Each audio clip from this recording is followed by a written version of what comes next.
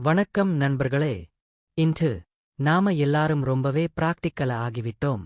வேலைக்கு போறதுக்காகவோ travel பண்ணுறதுக்காகவோ டிராபிக்ல கஷ்டப்படாம இருக்கதுக்காகவோ gear மாத்தணும், clutch விடணும் என்று நினைத்தாலே சற்று பயமாகிருக்கும். அதனால்தான் நிறைய பேர் ஆட்டோமேட்டிக் கியர் கார்களை வாங்க ஆரம்பிச்சிட்டாங்க. ஆனா இதை எப்படி ஓட்டணும், எந்த மாதிரி கியர் பாக்ஸ் உங்களுக்கு சரியா இருக்கும் என்பதைத் தெரிஞ்சிக்கிட்டு வாங்கனா நல்லா இருக்கும். இந்த காலகட்டத்தில் ஆட்டோமேட்டிக் கார்கள் அதிகம் பிரபலமாகிக் கொண்டே இருக்கிறது. ஏன்னா டிராபிக்கில் ஓட்ட எளிது, கிளச் மாற்ற தேவை இல்லை, பெண்களுக்கு ஓட்டுவதற்கு வசதியாக இருக்கிறது, தாறுமாறாக கியர் மாற்றத் தேவையில்லை, நீண்ட நேரம் ஓட்டும்போது விரைவில் களைப்படைய மாட்டோம், பயணம் செய்யும்போது இனிமையான அனுபவமாக இருக்கும். நீங்க முதல் முறை இப்பதான் கார் ஓட்டப் போறீங்களா? மேனுவல் கியர் கார் ஓட்டிட்டு ஆட்டோமேட்டிக்கு மாற நினைக்கிறீங்களா? ஆட்டோமேட்டிக் கார் ஓட்டுறது எவ்வளவு ஈஸி தெரியுமா? கிளச் இல்லாமல் ஆட்டோமேட்டிக் கார ஸ்மூத்தா ஓட்டுற ரகசியம் என்ன தெரியுமா? டி என் பி ஆர் எந்த கியர் செலக்டர் எப்போ உபயோகிக்கணும், டிரைவிங்ல ஒரு வாரத்துல எக்ஸ்பர்ட்டாக முடியுமா? இதைப் பற்றி எல்லாம் யார்னா நமக்கு சொன்னா நல்லா இருக்கும் நினைக்கிறீங்களா? அப்போ வீடியோவை ஸ்கிப் பண்ணாம பாருங்க. மேனுவல் கார்ல இல்லாதது ஆட்டோமேட்டிக் கார்ல என்ன இருக்குது சுருக்கமா பார்க்கலாமா? ஆட்டோமேட்டிக் கார்கள் கிளச் இல்லாமல் கியர் தானாகவே மாறும். அதனால்தான் இது ஓட்டுவதற்கு மிக எளிமையானதுன்னு சொல்றாங்க. ஆட்டோமேட்டிக் கியர் சிஸ்டம் இப்படி தாங்க வேலை செய்து. முக்கியமா ஆட்டோமேட்டிக் கியர் பாக்ஸ்ல 5 கண்ட்ரோல் இருக்குது. அவைகளை என்னவென்று பார்க்கலாம். பார்க்கிங், காரை நிறுத்தும்போது மட்டும்தான் இதை பயன்படுத்த வேண்டும். ரிவர்ஸ், காரை பின்னோக்கி செல்லும்போது. நியூட்ரல், காரை நிறுத்த வேண்டும், ஆனால் என்ஜின் ஓடிக்கொண்டிருக்க வேண்டும். நாம் சிக்னலில் நிற்கும் பொழுது நியூட்ரலில்தான் நிற்போம். டிரைவ், காரை முன்னோக்கி செல்ல பயன்படுத்துவது. மேனுவல் கியர் வண்டியில் முதல் கியரில் போட்டு வண்டியை நகர்த்துவது போல. லோ கியர், மேடு மலைப்பகுதிகள் அல்லது அதிக சுமை கொண்ட பயணங்களுக்கு பயன்படுத்தலாம். வெவ்வேறு வகையான ஆட்டோமேட்டிக் கியர் பாக்ஸ்கள் மார்க்கெட்டில் கிடைக்கிறது. ஒன்று CVT, கண்டினியூஸ் வேரியபிள் டிரான்ஸ்மிஷன். இது ஸ்கூட்டி போன்ற ஸ்கூட்டர் மாதிரி வண்டிகளில் உபயோகப்படுத்தப்படும் கியர்பாக்ஸ் போலத்தான் இதுவும் இருக்கும். ஸ்மூத் டிரைவ் தரும். நிசான், ஹோண்டா மாதிரியான கார்கள் இதில் இருக்கும். 2 AMD, ஆட்டோமேடட் மேனுவல் டிரான்ஸ்மிஷன். இது மொத்தமாக மேனுவல் கியர்பாக்ஸை ஆட்டோமேட்டிக்காக்கும்.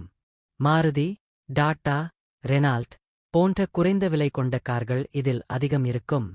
3 TCT, தியூல் clutch transmission. ரேசிங்கார்ஸ் மாதிரி அதிகமான வேகம் தரும். ஸ்கோடா, ஹியுண்டாய் போன்ற பிராண்டுகளில் அதிகம் பயன்படுத்தப்படுகிறது. 4 டார்க் கன்வெர்ட்டர், இழுவிசை அதிகமாயிருக்கும், வலிமையான ஸ்மூத் டிரைவ் தரும். போர்ட், டொயோட்டா போன்ற மாடல்களில் இருக்கும். சரி நண்பர்களே, இப்போ உங்களுக்கு ஆட்டோமேட்டிக் கியர்பாக்ஸில் எத்தனை வகையான கியர்பாக்ஸ் இருக்கின்றன என்று தெரிந்திருக்கும். எந்த வகை கியர்பாக்ஸ் உங்கள் தேவைக்கு பொருந்தும் என்பதும் இந்த வீடியோவின் கடைசியில் பாருங்கள். நீங்க மேனுவல் காரை ஓட்டியிருந்தால் உங்களுக்கு ஆட்டோமேட்டிக் கார் ஓட்டுவது சுலபமாகிருக்கும்.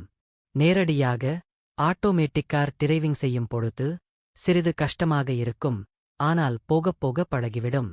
நம்மில் பலரும் கார் ஓட்டணும் என்கிற ஆர்வம் இருந்தாலும் கியர் மாற்றணும், கிளச் விடணும் என்று நினைத்தாலே சற்று பயமாக இருக்கும்.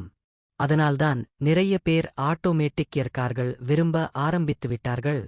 அப்படியென்றால் ஆட்டோமேட்டிக் கியர் கார் ஓட்டுறது எப்படி, எந்த ஸ்டெப்ஸை பின்பற்றணும்? வாங்க ஸ்டெப் பை ஸ்டெப் முறையில் தெரிஞ்சுக்கலாம். சீட்டில் சரியாக உட்காருங்கள். கார் ஓட்டும்போது உங்கள் வலதுகால் பிரேக்கிற்கும் அச்சிலரேட்டருக்குமான இடைவெளியை சரியாக வைத்துக் கொள்ளுங்கள். அதாவது பிரேக் மற்றும் ஆக்சிலேட்டர் பெடலை மிதிப்பதற்கு ஏற்றால் போல காலை வைத்துக் கொள்ள வேண்டும். இடது காலுக்கு எந்த வேலையும் இல்லை. இடது காலை சைடில் இருக்கும் புட்ரெஸ்டில் வைத்துக் கொள்ளவும். மறக்காமல் சீட் பெல்ட் மாட்டிக்கொள்ளுங்கள். இது உங்கள் பாதுகாப்பிற்காக முக்கியமானது. டிரைவர் சீட்டை பிரேக், ஆக்சிலரேட்டர் பெடலை மிதிப்பதற்கு ஏற்றாற்போல வசதியாக சீட்டை அட்ஜஸ்ட் செய்து கொள்ளவும். டிரைவர் சீட் மிகவும் கீழாக இருந்தால் சீட்டுக்கு பக்கவாட்டில் இருக்கும் ஹேண்டிலை அட்ஜஸ்ட் செய்து சீட்டை மேலே தூக்கிக் கொள்ளுங்கள். ரியர் வியூ மற்றும் சைடுமிரர்களை சரிபார்க்கவும். உங்கள் பின்னால் மற்றும் பக்கங்களில் வரும் வாகனங்களை சரியாக கவனிக்க இது அவசியம். காரை ஸ்டார்ட் செய்வதற்கு முன் டேண்ட் பிரேக் ஆனில் இருக்கிறதா என்று பார்த்துக் கொள்ளவும். பிரேக் பெடலை அழுத்தி பிடிக்கவும். அப்பொழுதுதான் என்ஜின் ஸ்டார்ட் ஆகும். பிரேக் பெடலை மிதிக்கவில்லை என்றால் என்ஜின் ஸ்டார்ட் ஆகாது. கீ அல்லது புஷ் ஸ்டார்ட் பட்டன் மூலம் காரை ஸ்டார்ட் செய்யவும். காரின் டாஷ்போர்ட்டில் எல்லா லைட்ஸும் எரிந்து பின்னர் அணைந்துவிடும். ஏதாவது குறைகள் இருந்தால் மட்டுமே டேஷ்போர்ட்டில் இண்டிகேஷனாக வரும். உதாரணத்திற்கு, லெஃப்ட் சைடு டிரைவர் டோர் மூடவில்லை என்றால் இண்டிகேஷனில் தெரியும். டிரைவர் பெல்ட் மாட்டவில்லை என்றால் இண்டிகேஷனில் தெரியும். என்ஜின் ஸ்டார்ட் ஆன பின் காரை நாம் முன்னுக்கு நகர்த்தலாம். பிரேக் பெடலை அழுத்தியபடியே கியர்பாக்ஸ் லிவரை டிரைவுக்கு மாற்றவும். பிரேக் பெடலை மெதுவாக விட வேண்டும். கார் மெதுவாக நகரத் தொடங்கும். சடனாக பிரேக் விட்டால் என்ஜின் ஆப் ஆகிவிடும். கார் சிறிது தூரம் நகர்ந்த பிறகு ஆக்சிலேட்டர் பெடலை மெதுவாக அழுத்தவும். தேவையான வேகத்திற்கு ஏற்றது போல முன்னால் செல்லும் வாகனங்களை கருத்தில் கொண்டும் ஆக்சிலேட்டர் பெடலை இயக்க வேண்டும். வலதுகாலை மட்டும் பிரேக் மற்றும் ஆக்சிலரேட்டருக்கு மாற்றி மாற்றி பயன்படுத்த வேண்டும். வாகனங்கள் நெருக்கடியான இடத்தில் ஓட்டும் பொழுது கியர் லீவரை டீயில் வைத்து மெதுவாக பிரேக் மற்றும் ஆக்சிலேட்டரை தேவையான அளவு கொடுத்து வாகனத்தை ஓட்ட வேண்டும். நெரிசல் அதிகமாகி காரை நிறுத்த வேண்டிய சூழ்நிலை ஏற்படும் பொழுது கியர் லிவரை என் மோடுக்கு மாற்ற வேண்டும். அதாவது நியூட்ரலுக்கு மாற்ற வேண்டும்.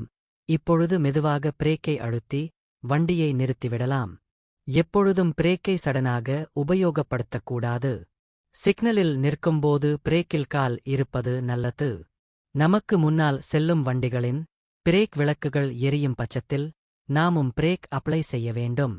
தொலைவிலிருந்து சிக்னலை பார்க்கும்பொழுது ரெட் லைட் எரியும் பட்சத்தில் நாம் மெதுவாக பிரேக் அப்ளை செய்து நமக்கு முன்னால் இருக்கும் வண்டியின் டயர் நம்முடைய பார்வைக்கு தெரியும் அளவிற்கு வந்தவுடன் வண்டியை நிறுத்திவிட வேண்டும்.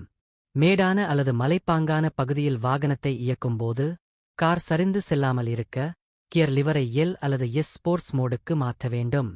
சில கார்களில் எல் அசிஸ்ட் என்ற ஒரு வசதி இருக்கும். அதாவது ஹேண்ட் பிரேக் போடாமலேயே கார் பின்னோக்கி சறுக்கி செல்லாமல் இருக்க உதவும். அப்படிப்பட்ட ஒரு லீவர் உங்கள் காரில் இருந்தால் நீங்கள் அந்த லிவரை உபயோகப்படுத்தலாம். பள்ளமான பகுதியில் வாகனத்தை இயக்கும்போது வேகத்தை கட்டுப்படுத்த கியர் லீவரை எல் மோடுக்கு மாற்ற வேண்டும். அல்லது என்ஜின் பிரேக்கை பயன்படுத்தலாம். என்ஜின் பிரேக் என்பது பிரேக் மற்றும் லோ கியர் இரண்டும் ஒரே சமயத்தில் உபயோகப்படுத்த வேண்டும். ஓரிடத்தில் காரை நிறுத்தும் போது சில ஓட்டுநர்கள் டி மோடியிலிருந்து பி மோடிக்கு நேராக மாற்றி விடுவார்கள். இது மிகப்பெரிய தவறு. பிரேக் பெடலை அழுத்திக் கொண்டு கியர் லிவரை என்க்கு மாற்ற வேண்டும்.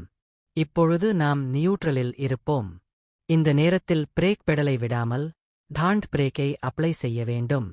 பின்னர் கியர் லிவரை பி மோடுக்கு மாற்ற வேண்டும். அதாவது பார்க்கிங் மோடு. இப்படி செய்த பின்புதான் என்ஜினை ஆப் செய்ய வேண்டும். இப்படி செய்வதால் கியர் பாக்ஸ் மற்றும் பிரேக் மெக்கானிசம் நீண்ட நாட்கள் பழுதாகாமல் சிறப்பாக வேலை செய்யும்.